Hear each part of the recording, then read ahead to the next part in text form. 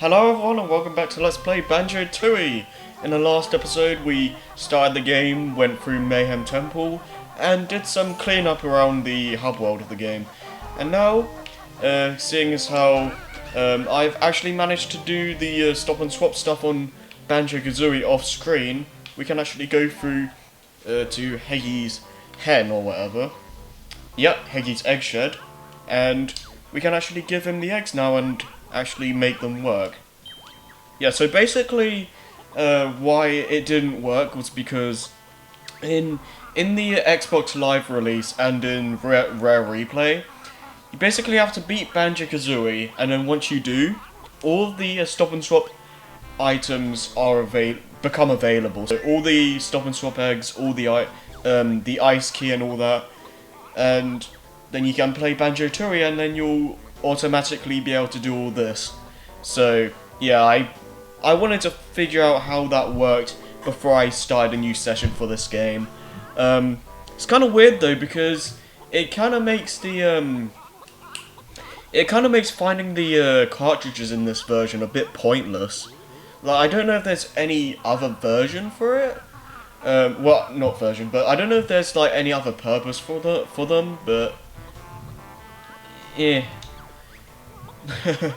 Because in the original game on the N64, there were only like there were two eggs you could find, and there was another egg on top of the, like, up there, that you had to use with Kazooie. But as you can see, it's not here in this version.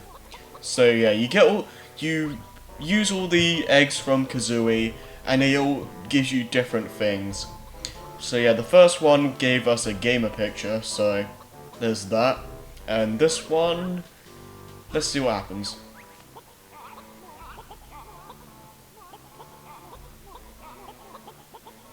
Alright, so another theme, I guess.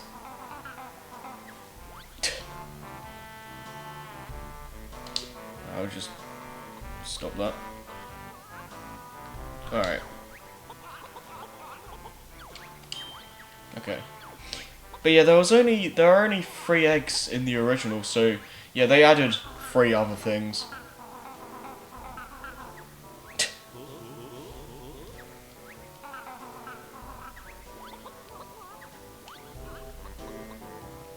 Kinda wish there was a way to speed up this process though, because you're gonna have to be seeing this 6 times, so kinda wish like they somehow sped up the animation or something.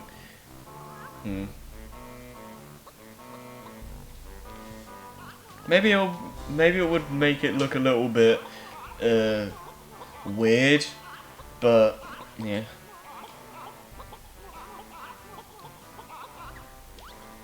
Okay, yeah, that's why like when I talked about how you can find cheats outside of just using like finding pages for Cheeto.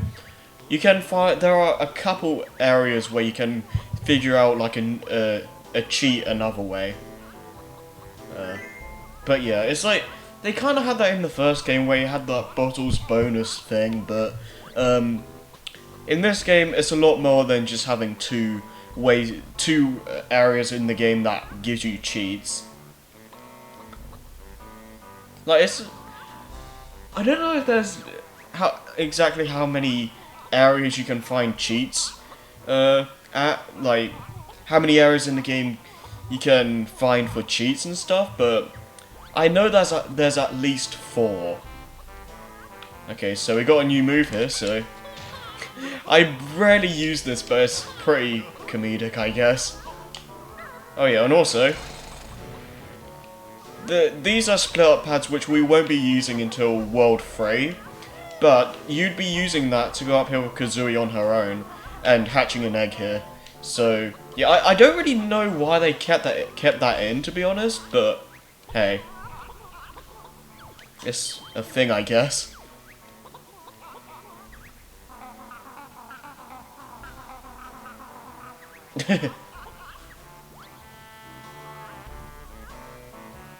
Alright.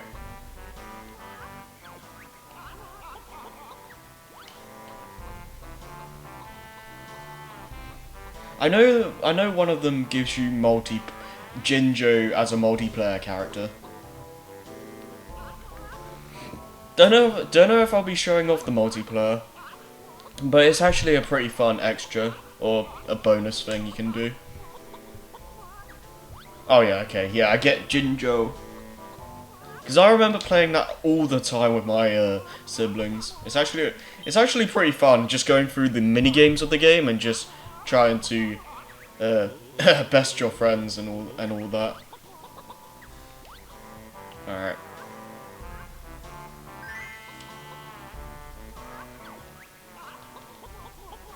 This should be the last one, if the dialogue is anything to go by. I don't want to be here all day. Alright. What is this?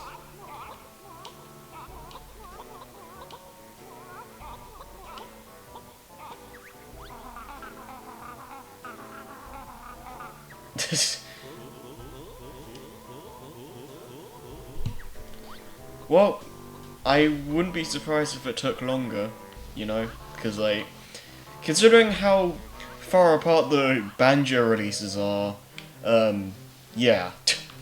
Anyways, though, if you go to the pause screen here, I think it's in objects and items, and then you go to the next. Oh, here we go. So you got the stop and swap items. That's the exact same screen as a Kazooie, except that it has ticks now instead of question marks because we obviously just used them for stuff. And now we have like all what the things are, I guess. And the winner is.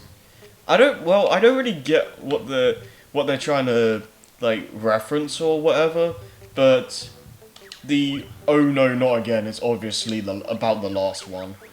But yeah, that's the what the stop and swap items do in this game. Now I know they do something in Nuts and Bolts, but I wouldn't be able to tell you what they are for in that game because I haven't played it yet. So yeah.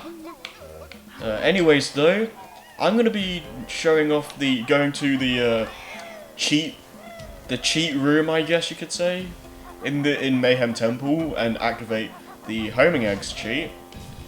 And also, I think we also got the feathers cheat, didn't we? I don't know if I've activated that yet. Let me see first off. Okay, no, don't do that. What button is it again? Okay, there we go. So just trigger. Yeah. Yeah, so basically this is a much easier way of activating cheats because you don't have to slowly do that beak buster attack on all these individual letters.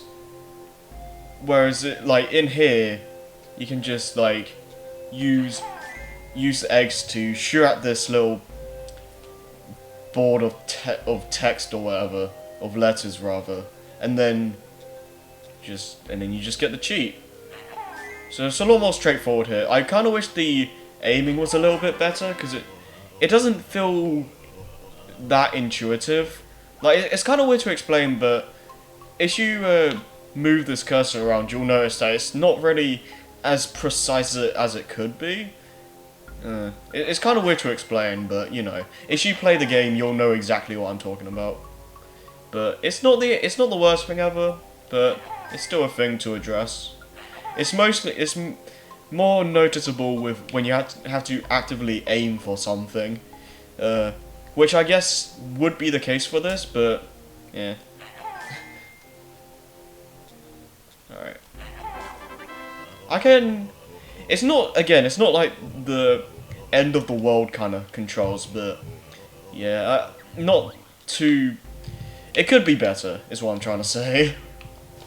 Okay, so basically, once we activate a cheat, or not activate, but unlock a cheat, I should say, we can have the option to turn them off and on. Now I'm going to be turning on all of the double item cheats and stuff like that, but I probably won't be using like most of the others. Like, I don't really like using homing eggs because I don't really find them that reliable. Like, I find using normal eggs more reliable, to be quite honest with you. But yeah, just testing it out here. Yeah, it kind of aims at enemies, but it's really it's a bit finicky. So I just prefer not using them entirely because I just prefer using normal eggs because I find just doing that a lot more manageable, I guess you could say. Manageable or just reliable, I guess. But hey, there's a lot more cheats in this game though. Just gonna point that out now, because in the first game you had all the you had 3 Cheeto cheats and like all the bottles bonus stuff and all that. And in this game you have around 5 Cheeto cheats, I want to say. You have, what was it? You have the homing eggs cheat, and then you have like other areas where you can find cheats and stuff. There's some, I don't know if you can find how to get every cheat. Like, I don't know if there's some that you have to look up a guide for or a cheat website for or something, but yeah, there's a lot more cheats in this game than Kazooie. Okay, so this is Glitter Gulch Mine. First things first, I'm going to be doing this just to get it out of the way, and it's right here, so may as well. So, if you go down here, you have another instance of using the, or playing in Banjo 007 mode, as I called it in that one part. Or as I named one part. But this time we're going to get another move with this. And it's the only move you really get with this playstyle.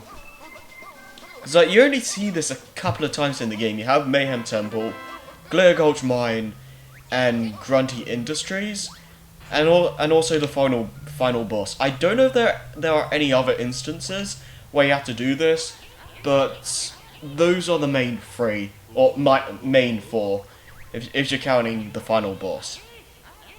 But yeah, they're definitely my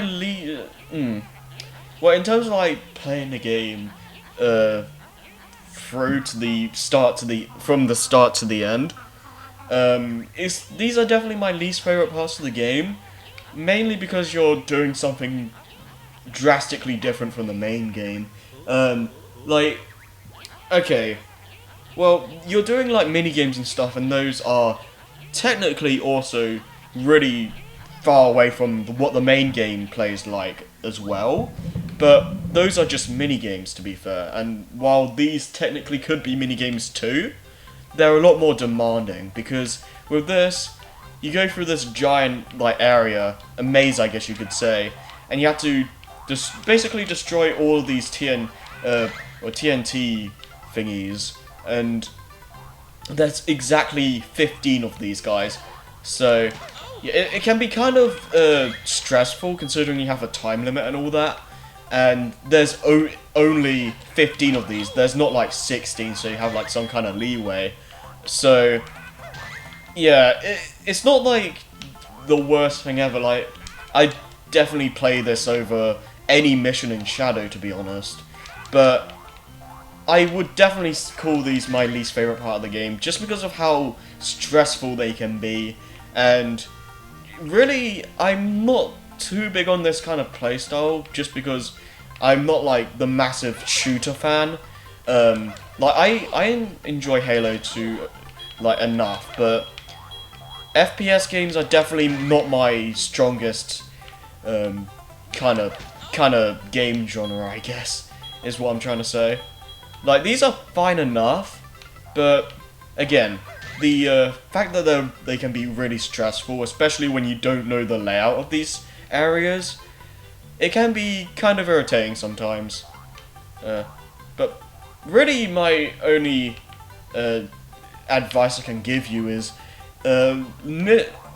listen out for the little bounce noises because the TNT packs will do these little bounce noise, and they can be heard from pretty far away. So that's really the only advice I can give you. Just look out for those noises whenever you can, and hope for the best.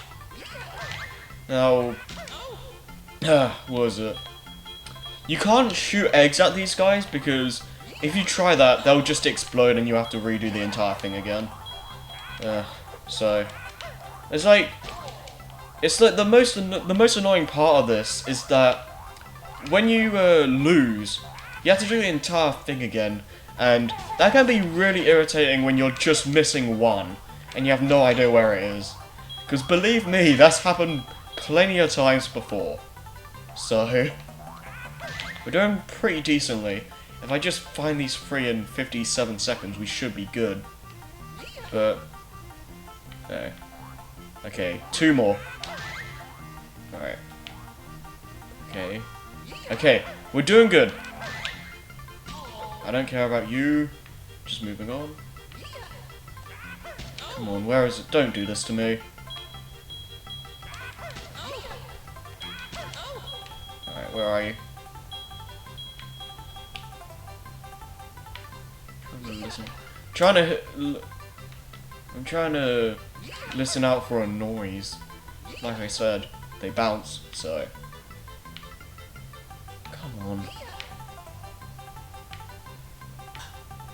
No. Yes? I heard a noise.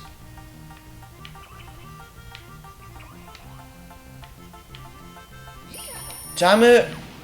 I saw it right there! Oh, fudge me.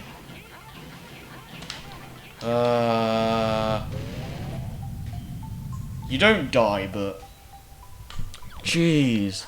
That is such bullcrap, man. I saw it! Okay. Well, I'm gonna cut until I actually beat this, so BRB. Finally. That took like 3 other tries. That took like, what, 4 tries in all? That took way too long for its own good. Oh, jeez, man. I used up all my fire and regular regs as well, because I had to deal with these stupid cowboy dudes. And it kept on... It kept on being, oh, you missed 1. Like, 1.